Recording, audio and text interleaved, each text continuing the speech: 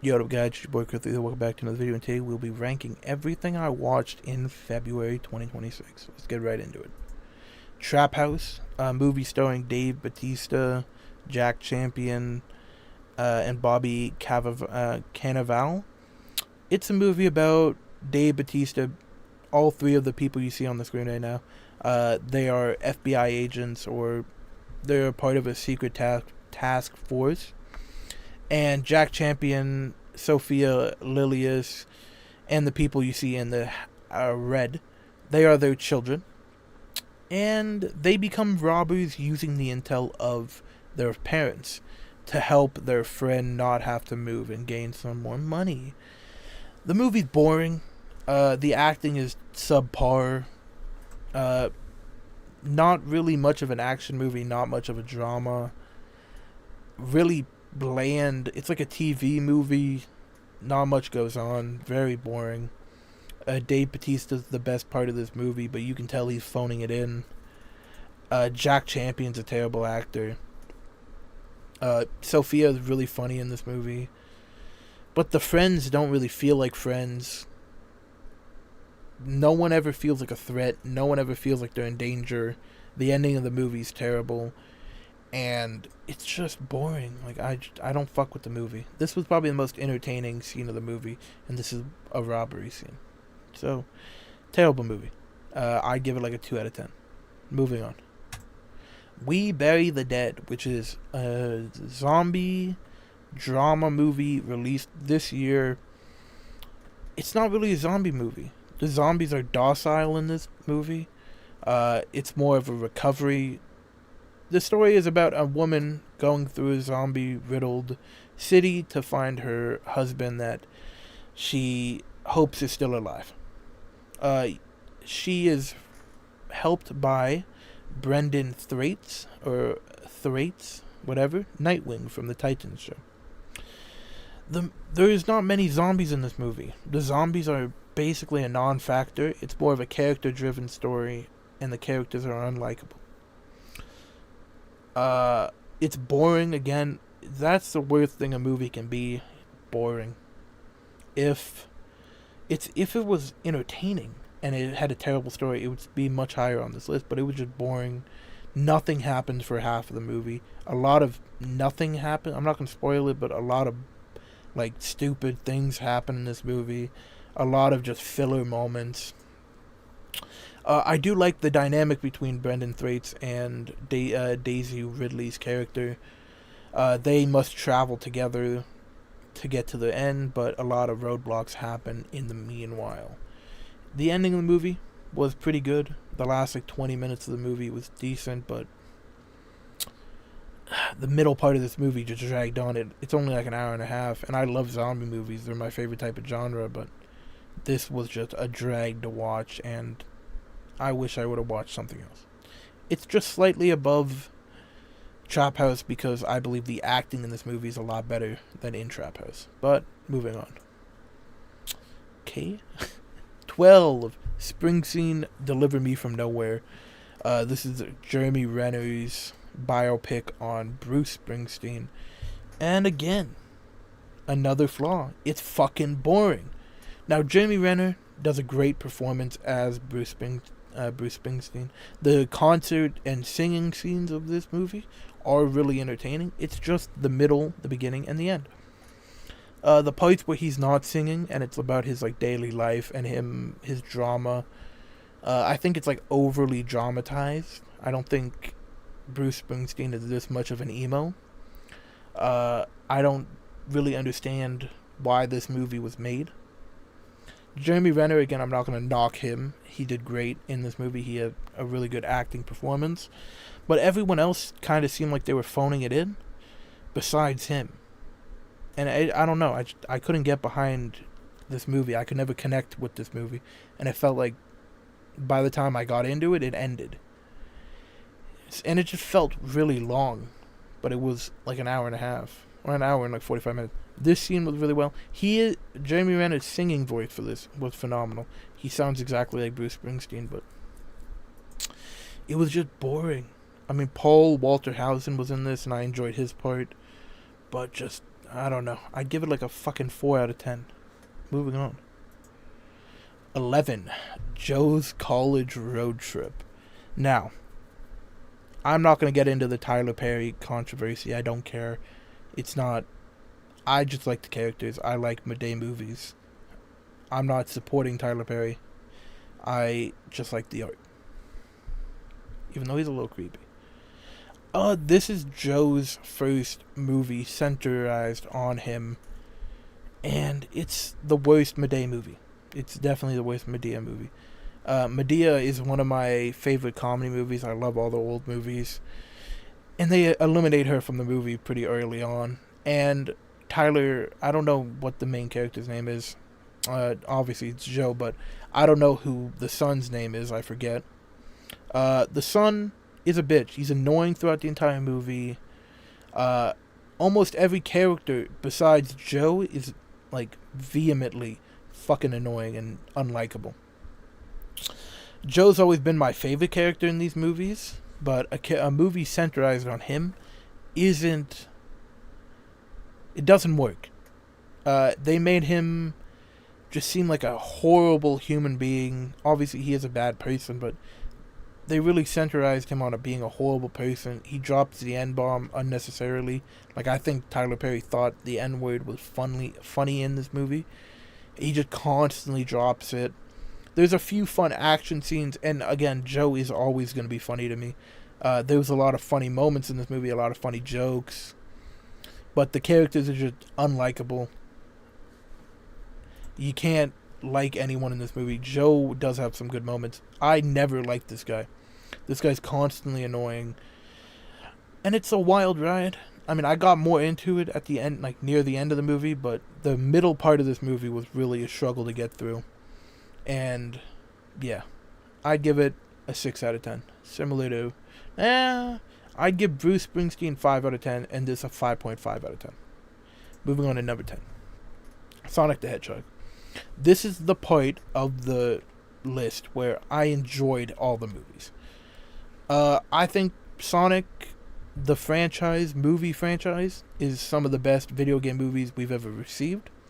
I think Jim Carrey as Dr. Robotnik is by far the best video game villain performance of all time. I love the Sonic characters. Oh my god, what is this dude's name? What is Sonic? What is the villain's name in this movie? It's not Smoke. It's not Smoke, right? Shadow. It popped up. Okay. Shadow is great in this movie. Knuckles really takes a back seat in this movie, which I didn't like too much. Sonic is kind of unlikable in this movie. He's kind of like a know-it-all, I can do it on my own dickhead in this movie until the ending sequence.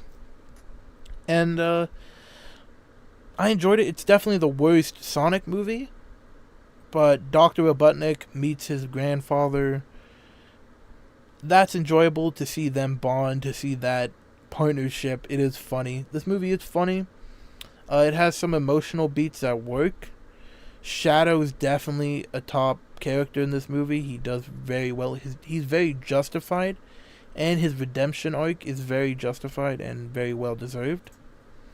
Dr. Robotnik is, again, still phenomenal. Jim Carrey, one of his best characters. And yeah, this trio, they do feel like family. They fight like family. But just some of the movie did drag on a bit. But overall, I think Knuckles could have done more. And Shadow, I'm excited to see Sonic 4. 9. The Iron Lung. Markiplier's first feature-length film. I was very excited for this movie. And I think it delivered on what I was expecting. I don't know the property that it was based on. I've never seen the Iron Lung game. I've never watched the Iron Lung game. So I went in kind of blind. And for what I was expecting, it didn't deliver. Like, I wasn't overly impressed by this movie, but I was impressed by Markiplier, if that makes sense. Markiplier, again, he's been one of the classic YouTubers of all time. I watched his TV show Edge of Sleep, and I thought it was really good.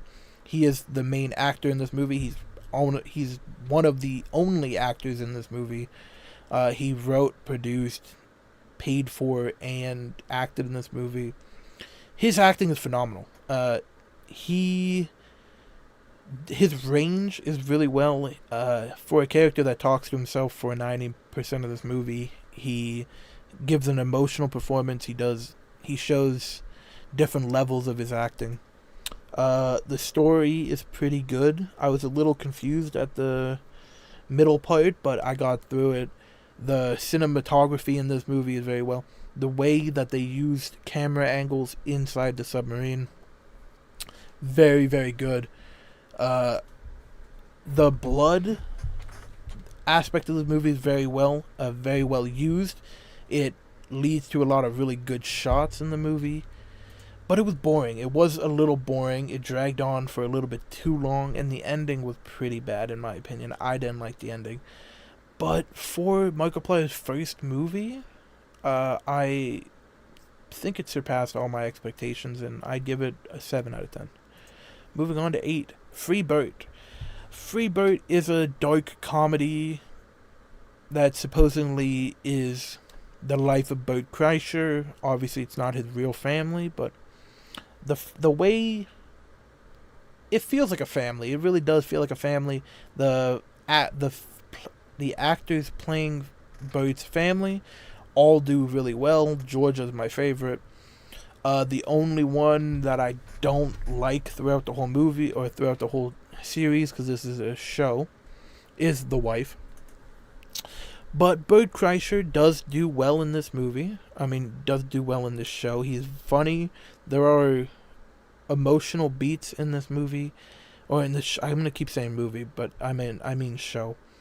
He does well. He shows that he does have some range. He is overly funny sometimes. Like, he tries too hard to make the audience laugh. But there are really good moments in this show. Bert trying to fit into society, like this upper class society, is funny. The husband group that Bert joins is pretty funny. They're like overly dumb, clearly, and the whole plot of the movie is about a kid who doesn't have a nutsack.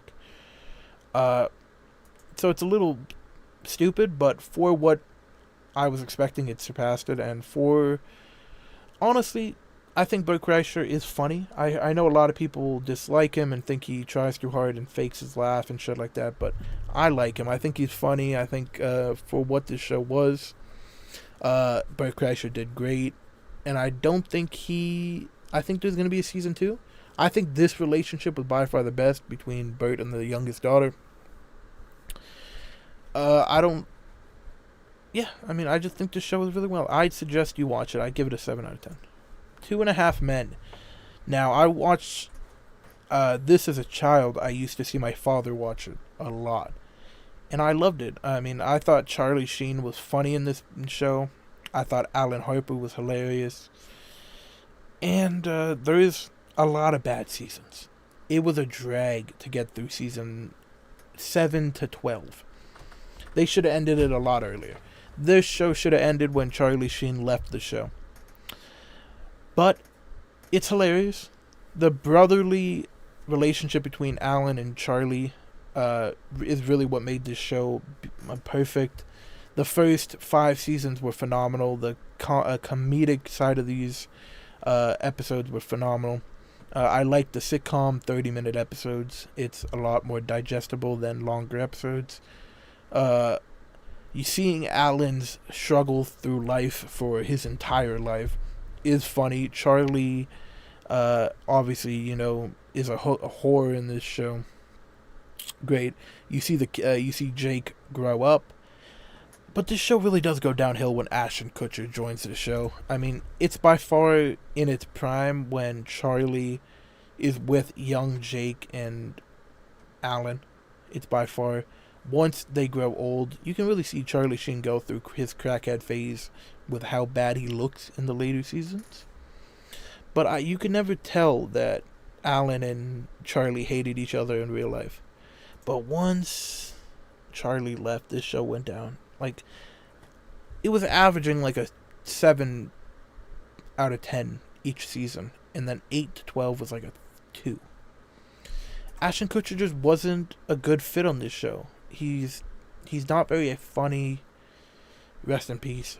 He's just not very funny, and I think this show would be a lot more highly received if this show ended when Charlie left.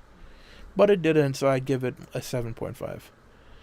Moving on to number 6, The Office Movers, which is a Toronto-based show about two brothers who own a moving company.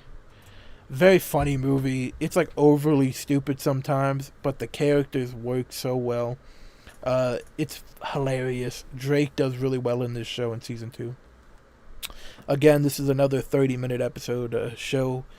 There's not too many episodes, so you can really binge it and get through it a lot. The dynamic relationship between all the characters felt beautiful. They really flowed together. It really felt like you were watching it. It didn't feel forced. The comedy didn't feel forced. The stuff that happens to the characters are hilarious. It feels like real life. It really does feel like real life. And it has a special place in my heart because it is in Toronto. So they drive by a bunch of locations in Toronto. They talk about a bunch of locations in Toronto, and it's easier for me to connect. But the relationships really make this show. The relationship between the brothers, the cousins are hilarious. The side characters are phenomenal. And all the shenanigans these people get up to is hilarious. I'd give this an 8 out of 10. Send Help. This movie surprised me. I thought it was going to be shit. I'm going to speed up because I recorded 6 videos today. I'm losing my voice. Send Help is about a girl and a boss who gets stranded on an island. And she's a survivalist woman. She's watched a lot of Survivors. She's lost a lot of Alone. And she's phenomenal on the island. And she's a bit crazy. But she teaches Dylan O'Brien how to survive. And the end of the movie didn't go where I was expecting. Throughout the whole middle of this movie, you can really see how unhinged Rachel McAdams' character is. It's very well acted. This movie is incredibly well acted, and the dynamic between these two, you can always tell it's hanging on by a thread. Dylan O'Brien is incredibly unlikable in this movie, so obviously he does a great job performing.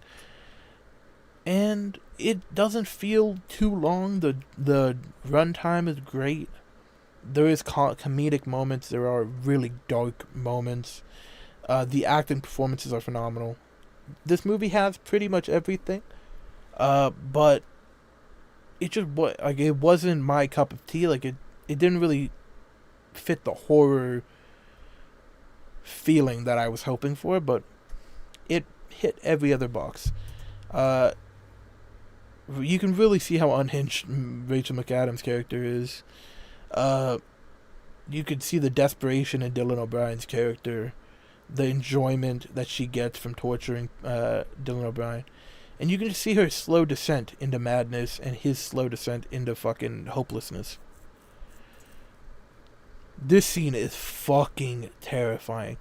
I'm not going to spoil what this scene is, but holy shit, this scene is terrifying. For How to Make a Killing starring Glenn Powell. This was the most recent watch of the year for me. My 99th movie in theaters. This is about a billion guy who is a part of $1 billion family, and he wants the inheritance. But it goes to the oldest living relative. So he sets out on killing all 7 relatives that stand in his way, and he wants the inheritance, and he thinks he deserves it. This movie doesn't work well for me in one aspect. I don't like the main character. I think the main character is a horrible person. I think he's incredibly unlikable throughout the whole movie. His narration was not great. He's an unreliable narrator. But he grows on you throughout the whole movie. He really does grow on you. The ending was phenomenal. I really did like the ending. The character connections was phenomenal. To see him go through a bunch of different types of to see the different variety of family members in his bloodline was cool. The acting was pretty good, and there was no bad performances. Margaret Qualley did great in her role. Glenn Powell did great in his role. And I just overall thought it was a really good movie. He does play the crazy psychopath that is hidden under a normal person facade really well. The stalking scenes where he figures out how to get to them, how to infiltrate their circles and kill them are really interesting. And yeah, the ending is not what I expected, but it did very well for what the movie was, for what I was expecting. It did great. I'd give it like an 8 out of 10. And there are certain aspects of this movie that I really do love. There is a lot of fun scenes. And yeah, the relationship he gets into, I really did enjoy. And the ending felt right. So I'm going to give it an 8 out of 10. Dallas Buyers Club. This is a movie I've been putting off that's been on my watch list for over 2 years now. It's about Matthew McConaughey's character, Rick. Is it Rick? Rick something. I know the name. I'm trying to think of... Is it Rick? It's like Rick Stidman, isn't it? Ron Woodroof. Rick, I think Rick is in White Boy Rick. That's what I was thinking about. Dallas Buyers, he gets HIV. And he does not let it define him. And he dared to live, as you can see in the poster. This movie is emotional. It's impactful. It's dramatic. It's one of Matthew McConaughey's best performances. You can see the dread in his eyes. You can see the toll it's taking on him. You can see his body progressively get worse and worse throughout the movie. Jared Leto's performance in this movie, even though he's a weird dude, is really good in the movie. Jennifer Garner performance is great. 10 out of 10 performances in this movie. No one holds this movie back in performances. It's really emotional. You can see the power that Ron has to dwell on. He never gives up. And the fact that it's inspired by true events. You can see the development in Ron's character. He starts off as a terrible person. He's very homophobic. And then he befriends, I don't know what she was. Whatever.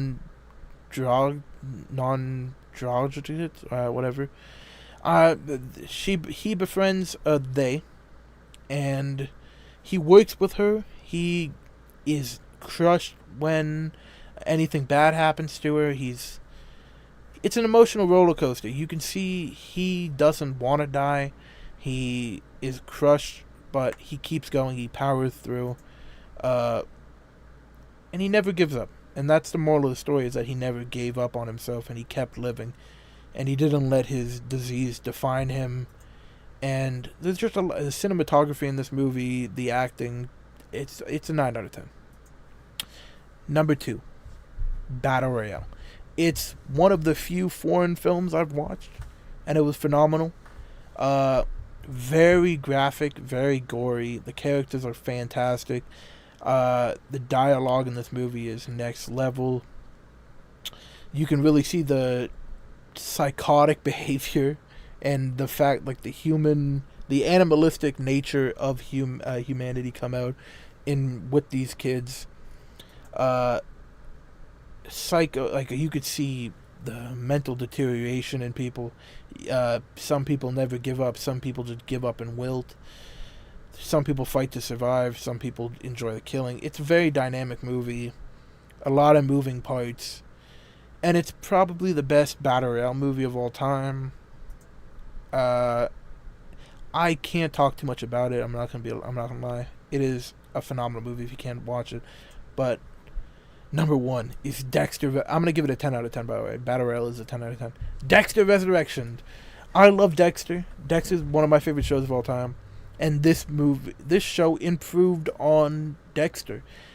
He's back, he's alive, and he's killing it. This is his prime. I was suspicious when they were going to bring back Dexter from his ending in New Blood. But they did it well. And this show works so well. The dynamic between Dexter and his son, Dexter and Angel, the emotional ending of the show, the rebirth of Dexter, the new revitalized Dexter. The cinematography in this show is insane, by the way. The music choice in this TV show is phenomenal, too. The new age Dexter, where he's using computers, he's makes sure cameras and shit. Everything feels so new. It feels so fresh. I enjoy Harrison, Dexter's son, a lot more in this show. He's much more likable than he was in New Blood. And Dexter just feels like he has a new outlook. Like, it just feels brand new, and it's such a good feeling because of how much I loved. All the characters were really good in this show. What's his name again? Oh my god, how do I forget Dexter's name? Dexter, how am I forgetting his name? How? Michael C. Hall. His performance as Dexter is Golden Globe worthy. He deserves every award for this performance as Dexter. The soulless look in his eyes, the fact that he is becoming more human as the show progresses, the fact that we see more of his human side, and the fact that he is not just a monster, he's not just a killer, he is a human being. And everything flows well. Like, the new cops are really fun. The flashbacks to the old, the callbacks. The Praetor is a phenomenal villain. The fact that he's able to get back to his killing ways quickly, to see him hunt down people to stalk them again. Everything in this show was peak. And to see Dexter kill again really did something to me, really felt special to me. And I'm going to give it a 10 out of 10. Thank you guys for watching. This is my favorite show of the year, of last year. And I'm so excited for season 2. Thank you guys for watching. Bye.